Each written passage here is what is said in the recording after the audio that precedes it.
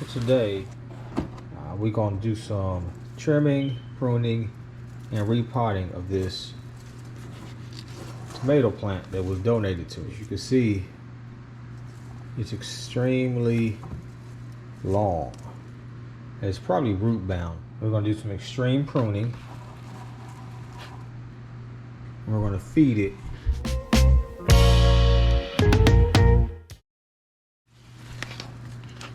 So first off, let me turn this bad baby around real quick.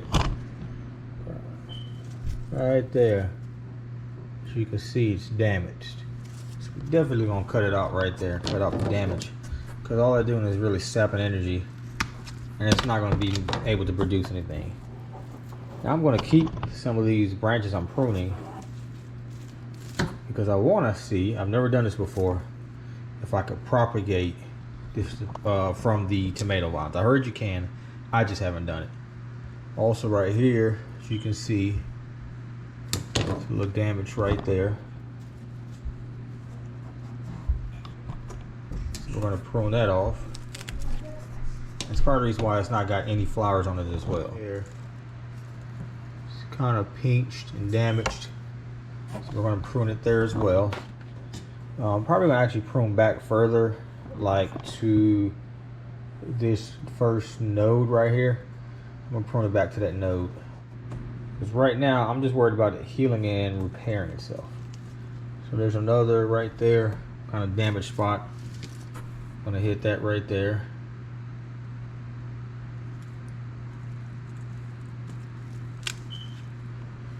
Okay. And like I said, I'm going to take most of these. I'm going to see if I can propagate from them. I don't know. We'll see. Let's see. That looks okay. There we go. Let's see. What I learned about tomatoes, this is the one particular plant that you can aggressively prune it, and it actually does better when you aggressively prune it. I mean, this plant is, I mean, if I had the time, I would actually probably take it and see if I can separate it. And there might be maybe 2-3 plants in there, but honestly, I don't have the time nor the patience. So I'm just gonna prune it. There we go. The rest of these, I'll probably leave it be and just kind of support them. Honestly, I'll probably cut this one right here. So I don't really need that many runners. Cut some of this growth off at the bottom as well. I think this guy's about ready to go into the ground. You know, like I said, last year I just started aggressively pruning, and what I found out again is that tomatoes are the one plants that actually like to be aggressively pruned. Because I was getting flowers, but I wasn't getting very many fruit, and then I just started aggressively pruning. I mean, just going ham. Honestly, there wasn't no science to it. I was just cutting anything that didn't have a flower or fruit on it, and man, like literally like days later, it just started looking wonderful. So this guy right here into the raised garden bed next to some basil. All right, so this is the finished product after we gave the guy a haircut. And I mean, he's still pretty healthy, but a lot better. We're just gonna come back and support some of these, I guess, weaker branches, if you would call them. Now, where am I gonna put them? I've been experimenting with some companion planting. I got a pepper right here.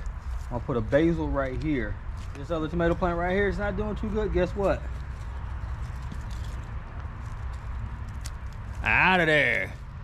Throw them in my volunteer box. Basil's gonna go right there. So Mr. Tomato's gonna go right there. I got my pepper right there, and I'm thinking I'm gonna put the basil in between, and I'm gonna do another basil on the other side of that pepper.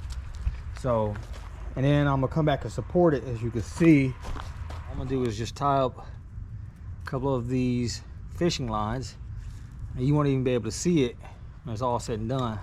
So it's a pretty cool idea. Shout out to Urban Gardener with Gray. Just using your basic knot like you're tying your shoe, crisscross applesauce. And then I'm gonna come down. This one's a little different because it's got so many main runners, so I'm gonna support this one main runner. Just gonna come by and kind of support it right about there. Cut that off. So I'm probably gonna drop 3 lines on this one, especially since it needed so much, you know, support. But I like this because it's efficient, it's simple. You know, as I always say, work like a fox, not an ox. There you go. You don't want it too tight. If it gets too much slack, I can always come back and kind of pull it back up and redo it. Okay, so then I'm gonna do another one. All right, so then I'm gonna do, well, I'll probably do 2 more lines. I'm probably gonna grab these 2, kind of support these 2 with one. So pretty cool little trick I learned. I really like it. Simple, save space, so you're not using all those stupid tomato cages. You know, I've seen a couple other different ways. I think they call it the Florida weave, weaving it this way lengthwise, and then they kind of put the tomato plant between it, and then you just kind of, as it grows, let it rest on that. That's another option. Just really just what works for you. I'm just gonna wrap this around both of these together. I like it. And again, it don't have to be super tight, because as it grows up, it's going to kind of self-taut. You just need it kind of tight enough to kind of support it. You can drop maybe 3 or 4 strings. It really just depends on how big, how many like main stems that tomato plant has, and that's going to determine kind of how many strings you want to run. And then I'm gonna go back in the other plant. I got another tomato plant that needs some support. They kind of tipped over. I'm gonna go back and do the same thing with that one. So the idea, I think, as it grows, it's going to kind of tauten up. And if you wanted to, you could also maybe come back and put some stakes kind of going straight up, just to kind of give us some additional support. I believe I do have some, so I'll probably run some sticks or stakes beside it, just to kind of, you know, help it